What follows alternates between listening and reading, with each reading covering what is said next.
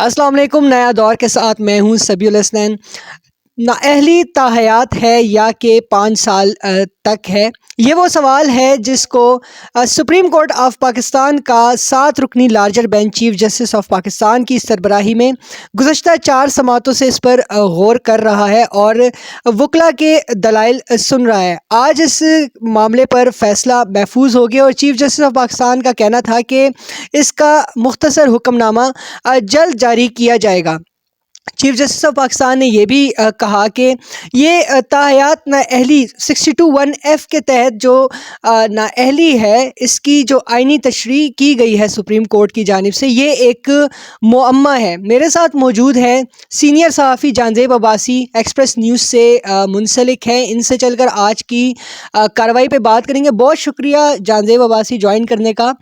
آج کی سماعت کا خلاصہ کیا ہے؟ بہت شکریہ سبی الحسنین. ایک تو اس فیصلے کا جو پاکستان کی آنے والی پالیٹکس ہے اس کے اوپر بہرحال اس کے نتائج برآمد اس لیے ہوں گے کہ اگر سپریم کورٹ یہ ہولڈ کر دیتی ہے کہ سمیع اللہ بلوچ کیس، جس میں سپریم کورٹ نے یہ اصول طے کیا کہ نااہلی تاحیات ہے. اچھا، یہ بھی ایک بڑی انٹرسٹنگ بات ہے. آج جسٹس یحییٰ آفریدی صاحب نے بھی یہ کہا کہ سپریم کورٹ نے اپنے فیصلے میں لائف ٹائم کا نہیں لکھا، یہ کہا جب تک ڈکلیریشن فیلڈ میں رہے گا اس وقت تک نااہلی برقرار رہے گی. تو اس کے اوپر پھر آپ کو یاد ہے کہ نواز شریف کو جب نااہل کیا گیا تو وہ آرٹیکل 184(3) کے تحت پٹیشن پاناما میں آئیں، ڈسکوالیفائی ہوئے، ریویو آیا، ریویو بھی ختم ہو گیا. اس کے بعد یہ پھر سوال آیا کہ نااہلی کی میعاد کیا ہے، تو نواز شریف کے پاس کوئی بھی اور عدالتی فورم ہی موجود نہیں تھا، تو اس لیے یہ کہا گیا کہ یہ نااہلی سپریم کورٹ نے تاحیات کر دی ہے. تو اب اگر سپریم کورٹ یہ ہولڈ کرتی ہے کہ سمیع اللہ بلوچ کیس جو ہے وہ درست نہیں ہے، اس میں درست انٹرپریٹیشن نہیں کی گئی، تو پھر لا پریویل کرے گا. الیکشن ایکٹ 2017 کا سیکشن 232(2), جس میں پارلیمنٹ نے یہ قانون بنایا ہے کہ آرٹیکل 62(1)(f) کے تحت نااہلی کی میعاد 5 سال ہوگی. تو اس کا فائدہ میاں محمد نواز شریف کو بھی پہنچے گا، اس کا فائدہ جہانگیر ترین کو بھی پہنچے گا.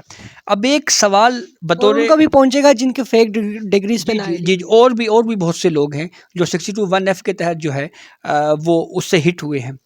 اچھا، آج کی کورٹ پروسیڈنگ اور گزشتہ ہیئرنگز کے دوران ایک چیز یہ اسٹیبلش ہوئی کہ جوڈیشری اپنے اندر میں بھی آرٹیکل 62(1)(f) کے حوالے سے مختلف ادوار میں مختلف ویوز دیتی رہی ہے. تو یہ اچھا ہے کہ once for all supreme court اس کو سیٹل کر دے. جیسے آج کے ہی ہیئرنگ میں مخدوم علی خان جو جہانگیر ترین کو ریپرزینٹ کر رہے تھے، انہوں نے سپریم کورٹ کو بتایا کہ مبشر حسن کیس جو سپریم کورٹ کے 17 رکنی بینچ نے سنا، اس میں سپریم کورٹ نے یہ کہا کہ 62(1)(f) کو آپ اکیلا نہیں دیکھ سکتے، اس کو 63 سے ملا کے پڑھیں گے. 63 میں ہم جانتے ہیں کہ ڈسکوالیفیکیشن جو ہے وہ 5 سال ہے. پھر اس کے بعد اسحاق خاکوانی کیس میں سپریم کورٹ کے 7 ججوں نے یہ ہولڈ کیا کہ 62(1)(f) کا معاملہ جو ہے ہم اس کو اوپن چھوڑ رہے ہیں، اس کے اوپر انہوں نے کوئی ڈسکشن نہیں کی، یعنی کہ پارلیمنٹ پہ پارلیمنٹ پہ چھوڑ رہے ہیں.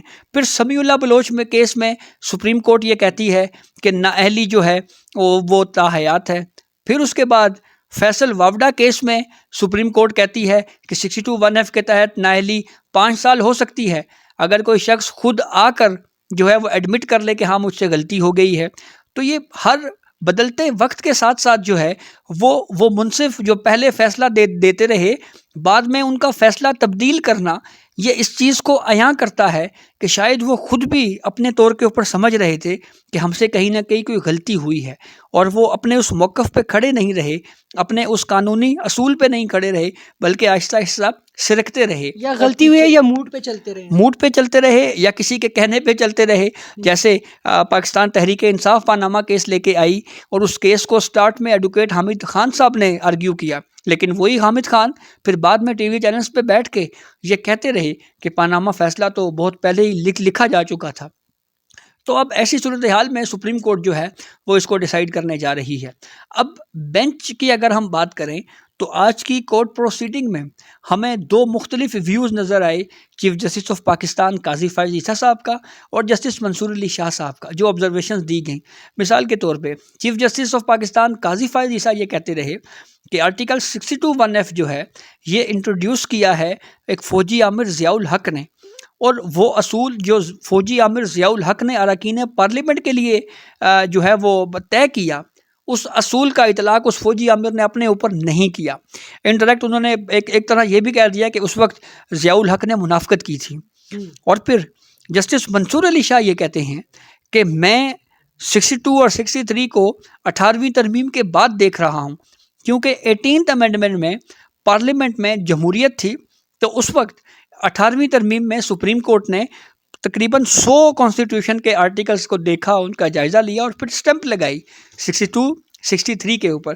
اس پہ پھر چیف جسٹس آف پاکستان نے یہ کہا کہ آپ نے دیکھا ہے کہ ایک حلف میں تھوڑی بہت چھیڑ چھاڑ ہوئی تو پورا ملک بند کر دیا گیا تھا. فیض آباد جی فیض آباد دھرنا. تو وہ انڈائریکٹ یہ کہہ رہے تھے کہ اس وقت جو ہے وہ شاید یہ خدشہ موجود تھا کہ کہیں ایسا نہ ہو کہ اس پہ مخالفت میں پھر مظاہرے شروع ہو جائیں.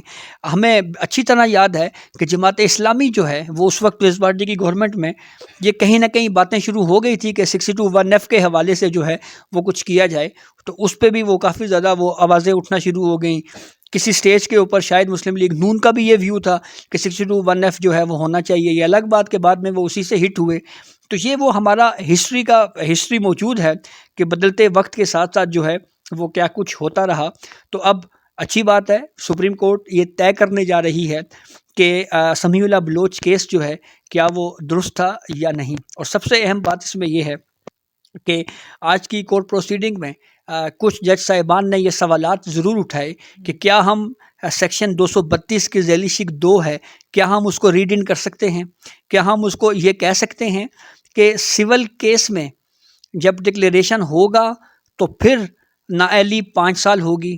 تو اس پہ پھر کچھ اور ججز کی بھی آبزرویشنز تھی اور وکلاء کی جانب سے بھی کورٹ کو یہ بتایا گیا کہ آپ سیکشن 232 کی ذیلی شق 2 کو ٹچ اس وجہ سے نہیں کر سکتے کہ نمبر 1 یہ معاملہ آپ کے سامنے نہیں ہے، کسی نے اس قانون کو چیلنج نہیں کیا، نہ صرف سپریم کورٹ میں چیلنج نہیں کیا بلکہ کسی اور عدالت میں بھی اس کو چیلنج نہیں کیا گیا.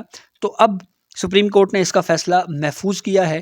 ممکنہ طور کے اوپر اگلے ہفتے کے آغاز میں ہی ہو سکتا ہے اس کا شارٹ آرڈر جاری کر دیا جائے. تو آبزرویشنز اور ریمارکس دیکھ کر تو لگتا ہے کہ بینچ جو ہے وہ اس حق میں ہے کہ تاحیات نااہلی جو ہے وہ نہیں ہونی چاہیے، اس کی ایک مدت ہونی چاہیے.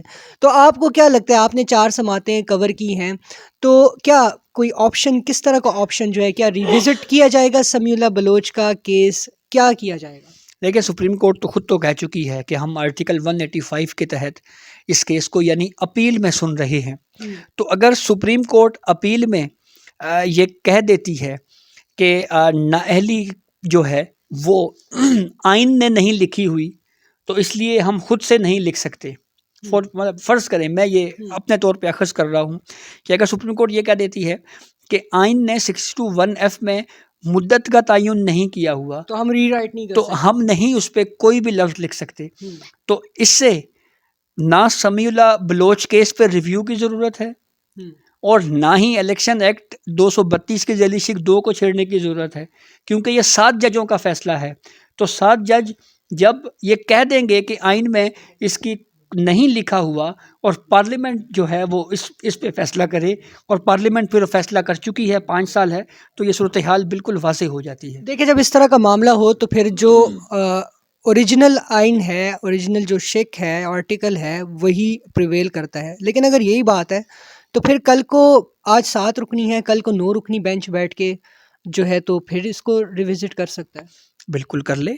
دیکھیں نا جی، اب جو قانون ہوتا ہے یا آئین ہوتا ہے وہ یہ نہیں ہوتا کہ جو کچھ آپ نے لکھ دیا وہ پتھر کے اوپر لکیر ہے. آپ اس کو بدلتے وقت کے ساتھ ساتھ تبدیل کر سکتے ہیں. جو کانسٹیٹیوشن ہے اس کو ایک زندہ کتاب آپ کیوں کہتے ہیں کہ یہ ایک لیونگ ڈاکومنٹ ہے؟ وہ اسی لیے کہتے ہیں کہ بدلتے وقت کے ساتھ ساتھ جو ہے وہ چیزیں جو ہیں وہ ان کو تبدیل کیا جا سکتا ہے. تو اگر کل کورٹ کوئی اور فیصلہ دینا چاہے بڑا بینچ بنا کے وہ اس کو حل کر سکتی ہے. لیکن یہ چیز آج طے ہو رہی ہے تو یہ بہت ضروری ہے، اہم ہے. اور میں آپ کو ایک چیز بتاؤں کہ یہ ہماری جوڈیشری سے بھی بہت زیادہ زیادتیاں ہوئی ہیں. دیکھیں آپ 63A میں ہماری جوڈیشری نے کیا کیا، وہ لینگویج جو کانسٹیٹیوشن میں نہیں تھی انہوں نے اپنے فیصلے کے ذریعے گھسیڑ دی. ڈالنا تو الگ چیز ہوتی ہے، گھسیڑی کی.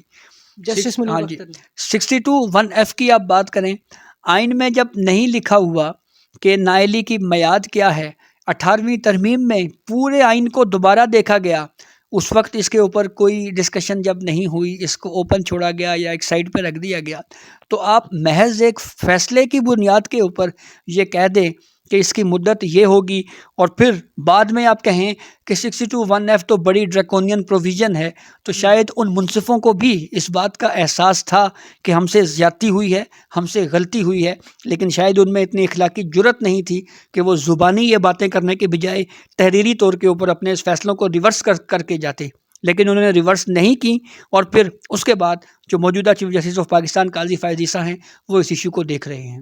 بہت شکریہ جانزیب عباسی۔ تو یہ تھی آج کی سماعت کی تفصیلات۔ اب پیر تک امکان ہے، منڈے تک کہ فیصلہ آ جائے گا، مختصر فیصلہ ہوگا۔